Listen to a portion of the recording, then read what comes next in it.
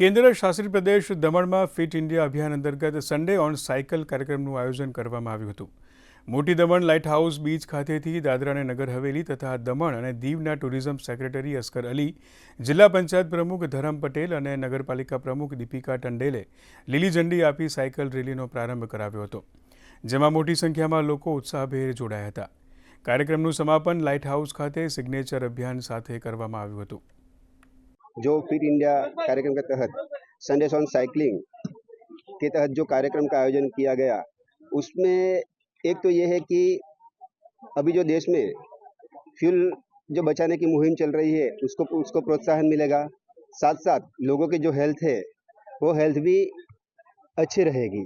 Light house जो बीच है, यहाँ से संडेज ऑन साइकिल का आयोजन किया गया, जिसमें जो है प्रशासन के विभिन्न ऑफिशियल्स, जनप्रतिनिधि, स्टूडेंट्स और आम नागरिकों ने बड़ी संख्या में हिस्सा लिया.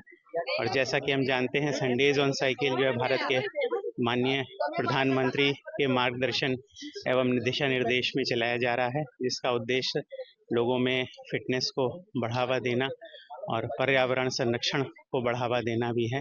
साइकिलिंग एक बेहतरीन एरोबिक एक्सरसाइज है. रोज 30 से 40 मिनट अगर हम कोई भी साइकिल चलाता है तो उसका हृदय मजबूत होता है, पैरों की मांसपेशियां मजबूत होती है, बहुत जल्दी मेटाबॉलिज्म काम करता है और आप बहुत फिट रहते हैं.